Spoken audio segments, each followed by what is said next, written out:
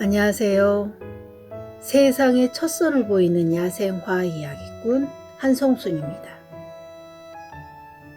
오늘은 세상의 첫 선을 보이는 야생화 이야기 45편 광대나무를 소개해 드리도록 하겠습니다.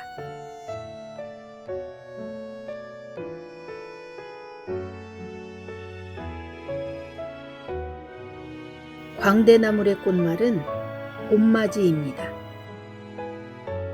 광대나물은 꿀풀과에 속하는 두회살이 풀입니다.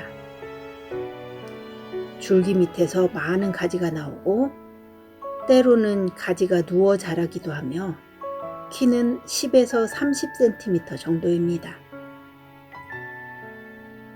꽃은 4월에서 5월에 피고 홍자색이며 잎 겨드랑이에서 여러 송이의 꽃이 모여 핍니다. 열매는 6월에 익습니다. 꽃은 통꽃이지만 입술 모양이고 윗입술은 앞으로 약간 굽고 겉에 잔털이 있습니다. 꿀 빨아먹는 광대나물. 예전에는 긴 꽃살 줄기를 뽑아 당겨서 그 속에 들어있는 꿀을 빨아먹기도 했습니다. 지금도 그 달짝지근한 여운이 혀에 남아있는 것 같습니다. 광대나물은 개미가 좋아합니다. 개미가 좋아하는 향이 나서 씨앗을 물고 가버린다고 합니다. 광대나물에는 특이한 현상이 하나 있습니다. 일부 꽃에는 꽃을 완전히 개방하지 않고 자가 수분하여 자기 스스로 씨앗을 품는 폐쇄와 같은 성질을 나타냅니다. 자주 광대나물은 유라시아에서 귀화한 식물입니다. 알록달록 광대옷을 입은 광대나물. 일본에는 음력 1월 7일에 7가지 나물로 죽을 쑤어 먹는 풍습이 있습니다. 이 죽을 칠초죽이라고 하며 나리, 냉이, 떡쑥, 별꽃, 순무, 무, 광대나물이 재료가 됩니다.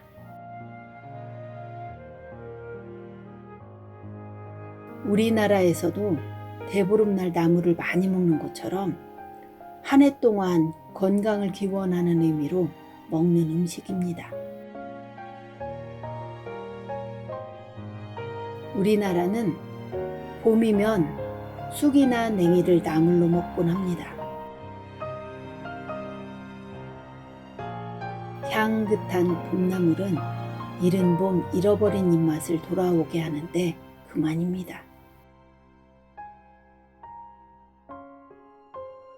그런데 우리가 잘 모르는 것 중에도 먹을 수 있는 풀이 굉장히 많습니다. 광대나물도 그중 하나입니다.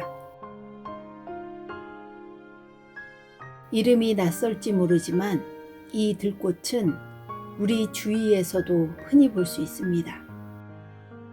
아직 음지에는 찬바람이 부는 봄날, 양지 바른 산가나 길가에 잡초처럼 핍니다. 그만큼 생명력이 강한 야생화라고 할 수 있습니다. 광대나물이 꽃을 보면 꼭 입술 같아서 우리에게 봄이 왔어요 라고 속삭이는 듯 합니다.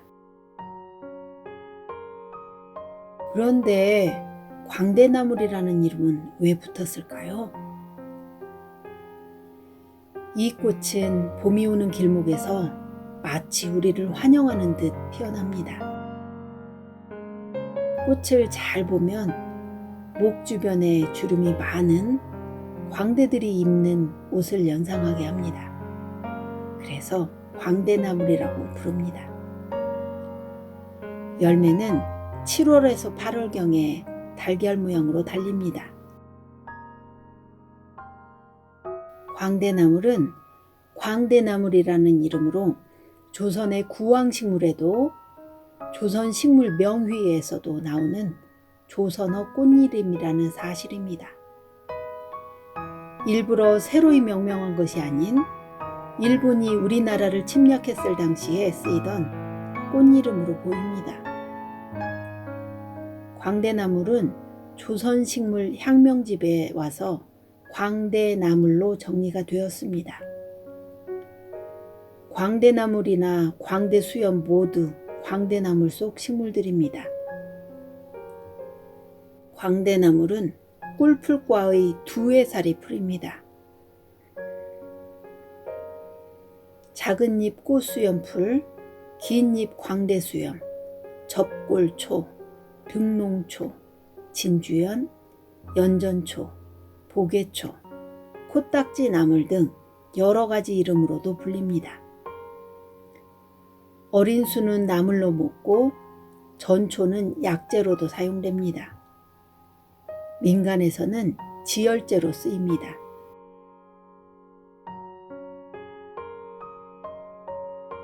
이와 비슷하게 중국에서는 외상성 손상의 약으로 쓰고 신경통, 흥분제, 설사약으로도 쓴다고 합니다. 혈관과 혈압 등에 좋은 성분이 들어있어 혈액순환을 원활하게 하고 고혈압을 방지하는 효능이 탁월하다고 합니다.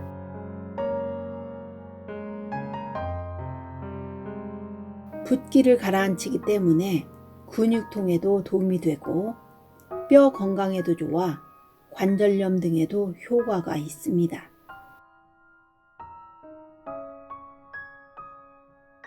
식물 전체를 여름이 캐서 피를 토하거나 코피가 날 때 쓰기도 합니다.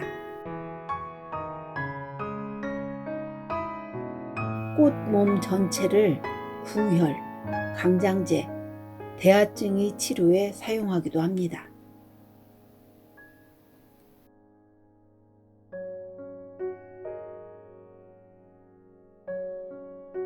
오늘은 세상의 첫선을 보이는 야생화 이야기 45편 광대나물을 소개해 드렸습니다. 감사합니다.